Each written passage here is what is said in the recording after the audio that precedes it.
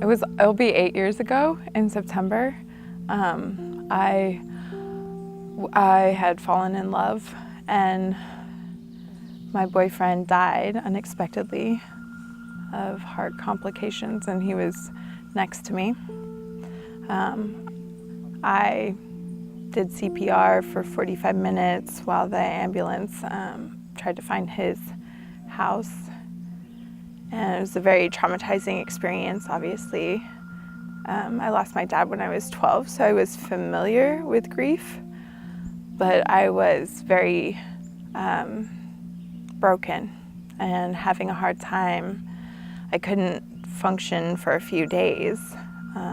I've always been a survivor, really strong. You know, I've been a social worker and a therapist, counselor for the last 17 years. So I attempted to go back to work and live my daily life, and I really just couldn't emotionally handle the simplest of tasks. So I was able to take a month off work and go to my parents' house, where I just took care of my very basic needs.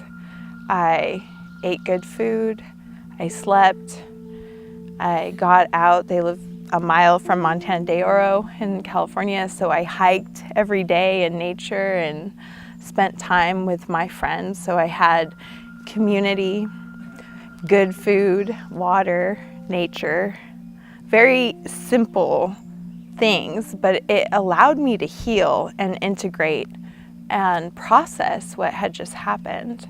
I realized that grief was very much in my body. It was a very physical and biological thing, as well as an emotional and mental and spiritual thing.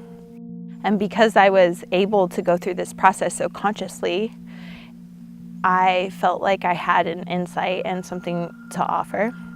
If nothing else, just to understand that grief takes a lot longer than we give it space to take in our society. And not just the grief of losing someone, but the grief of divorce, the grief of losing a job, losing something that we love, and it being outside of our control. So for the last 17 years, I've been a social worker, therapist, drug and alcohol counselor, mainly working with homeless and criminal populations. Adolescents are my specialty. So I've worked with a lot of teens and their families. And so through this journey of studying psychology and working with people and working with families and healing myself, I have kind of adopted all of these other healing modalities like energy work and massage, aromatherapy, because really all I've ever wanted to do was to help people enjoy this journey.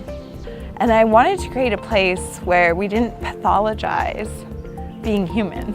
You know, humans go through things in life and need the support of others and often changes in lifestyle to meet some new challenge or new stage of life or new transition. And I really wanted to create a place that treated the whole person.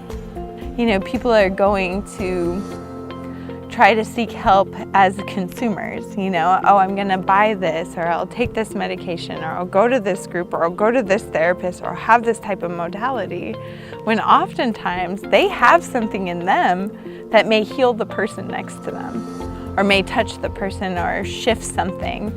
And so also just creating an environment where we understand that we're all wounded and we're all healers. We all have something to offer. We all have gifts to offer one another.